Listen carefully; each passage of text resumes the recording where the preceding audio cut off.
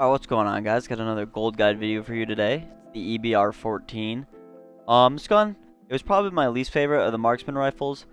It's a little weird. It's got a good amount of kick to it, and it doesn't have the fastest fire rate, but it does have a decent amount of damage. It's about a 2-hit kill in core, but again, like always, I recommend doing all this in hardcore. But yeah, overall, it's all right. It's not like an amazing weapon, and it's not the most fun. But I mean, it wasn't terrible. But I got two builds for you guys again today. Although I only used one of them. I did not use the ground war long range build. So I mean, I'm not sure how well it's gonna play into that ground war playstyle, but I have it spec'd out for like all those long range kills and whatnot. But yeah, guys, I'm gonna hop into the gunsmith and I'll show you the two different builds. All right, so here's the first build. It's basically your run and gun for the EBR.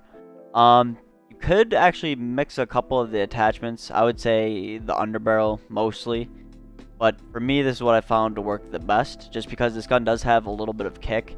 So I did like having the underbarrel as the Merc foregrip to help with that vertical recoil.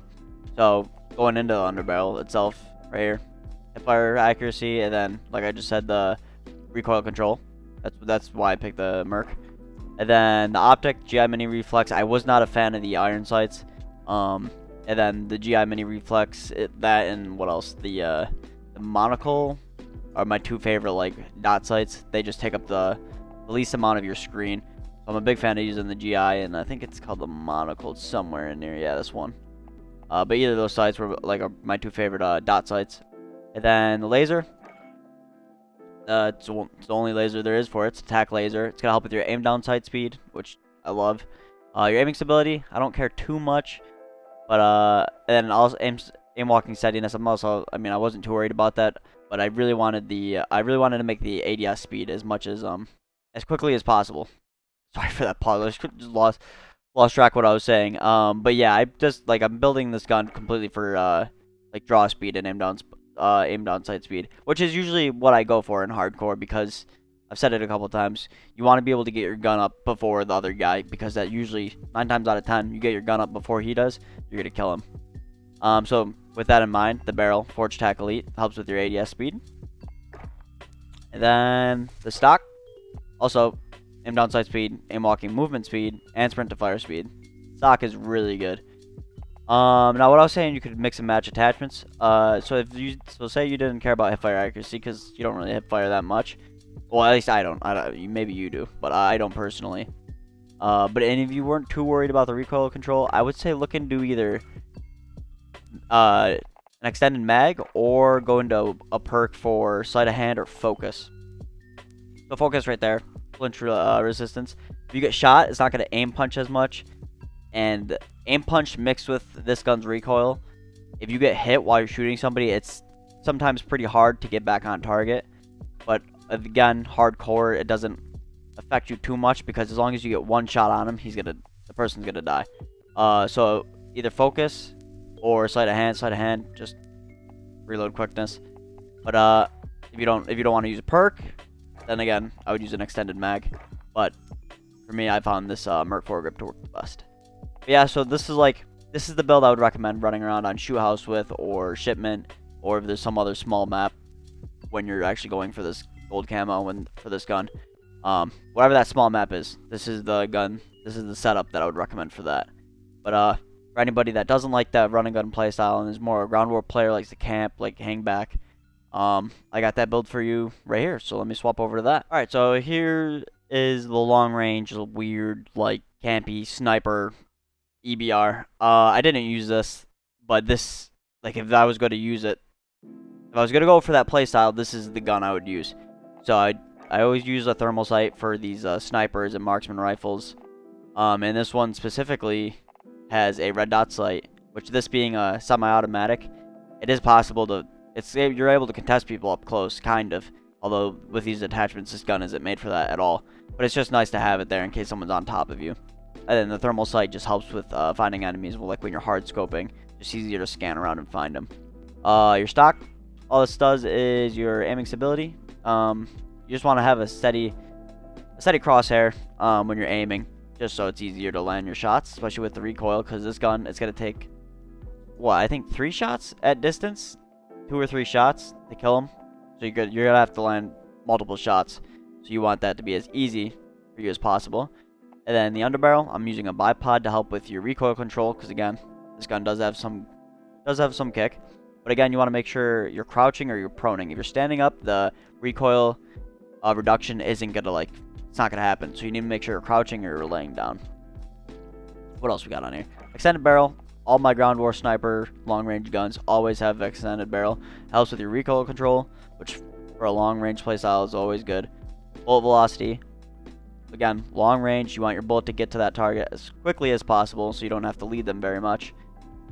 So that's a huge plus. And then damage range, you want your bullet to do as much damage for as far distance wise as possible. So it takes less kills to kill somebody far away, which again, for this gun's kind of annoying because it's not a one-hit kill. So always whenever you're running like a long-range ground war sniping, like whenever you're building your gun for that sniping playstyle, always take an extended barrel. It's probably the most important thing in my opinion. And then again, damage range, monolithic suppressor. I think it always helps with damage range. I always just toss that on the end just for that, again, for that extra damage range. And then sound suppression, it doesn't hurt. And then these cons don't matter just because you're not quick scoping or anything. But yeah, that's it for this ground war playstyle. Again, it should be alright. I didn't actually use it because for going for this camo, for this gun, it's a lot easier, at least for me, to go on those close quarter maps because it's a semi-automatic. You're able to get multiple shots off, so it's pretty easy to do it in like shipment, shoot house, or just the normal core maps. But yeah, that's it for the builds. I'm gonna hop into the camo requirements, and I'll take you guys through what builds, what game modes, and any other tips I have for you to complete the camo challenges. Alright, so here's the camo requirements for all the different camo categories for the EBR. So starting off with spray paint, you're going to need 450 kills. The game mode, I would say either do shoe house or shipment. The variant, you want to play hardcore, just like going for any other gold gun. And then the weapon build, I would definitely say use the run and gun one. And then going on to woodland, you're going to need 60 headshots. I would say just do this in whatever one's going to work best for you, so whether that's shoe house or shipment or ground war. And then obviously, if you're playing shoe house or shipment, play hardcore. If you're playing ground war, you have to play core. And then depending on which one you do, run and gun for shoe house and shipment, and then the what's called the long range hard scoping build for ground war. 50 crouching kills, definitely do this on shipment or shoe house, play hardcore, and then just keep a mental note in your mind to make sure you're crouching before getting your kills. And 50 one-shot kills, shoe house or shipment. I mean, you could also do this in ground war, but you'll get more kills in shoe house or shipment. Play hardcore. Obviously, you want to get those one-shot kills. And then use the run and gun build. For Splinter, 150 kills with 5 attachments. Both builds will be running 5 attachments, so the build isn't going to matter. I just realized that I have it saying run and gun. Oh, that's because of the game mode. So you want to play shoe house or shipment, because you'll be able to get those 150 kills faster, most likely, than if you were to play on ground war. And if you're playing shoe house or shipment, play hardcore, and then use the run and gun build. Going on the topography, topo, whatever you want to call it. 50 long shots.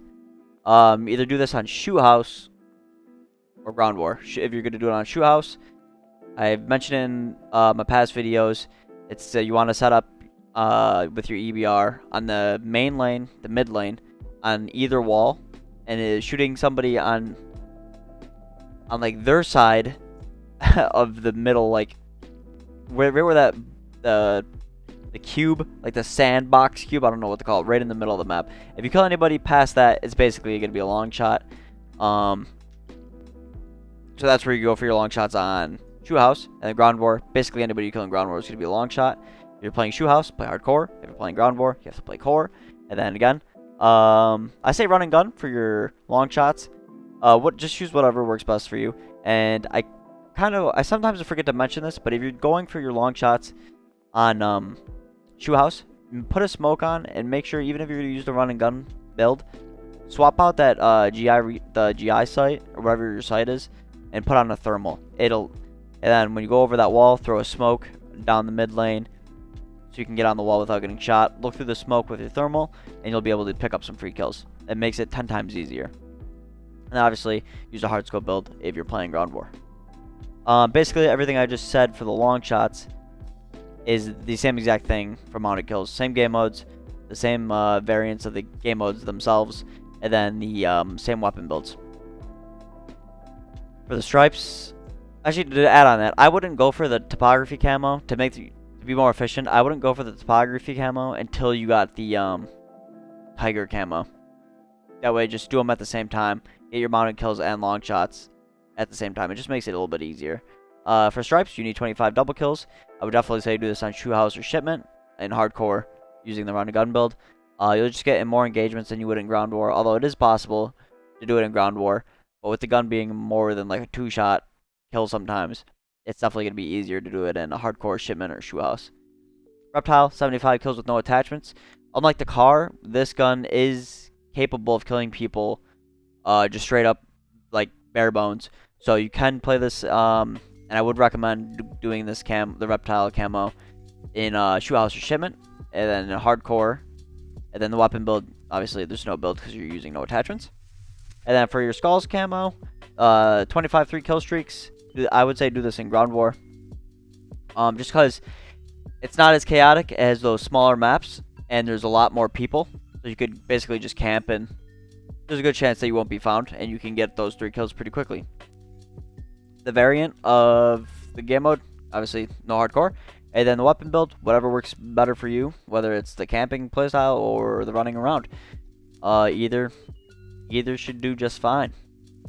But that's gonna be it for this gold guide, guys. Hopefully this layout, I'm looking at the time, somehow these videos are still long at 12 minutes. I really need to get better at cutting those down. I don't like that they're so long, but I'm really trying to shorten them. But that's gonna be it for this, guys. I'm gonna get out of your hair. I still got a whole bunch more to make. I've got Damascus, so I should just be able to rattle them out pretty quickly here for you. But if you guys have any specific guns that you want me to cover sooner rather than later, just let me know in the comment section below. I can do them whenever. And if you guys liked the video, drop it a like. If you didn't, there's a button down there for that as well. Again, I say it at the end of every video. I always feel weird asking for people to subscribe. So I'm going to put a little clip of Jeff here that explains that whole thing. And I'm going to take off, so I'll see you guys later. Jeff is such a lame. He used to mock people for asking for subscribers, and now that's all he does. It's like, dude, the analytics between a video where you tell somebody, simply adding, hey, can you subscribe, versus not. It's actually insane. It's literally a friendly reminder that you can subscribe. I ain't begging for shit. I got enough. But if you want to subscribe, I appreciate it.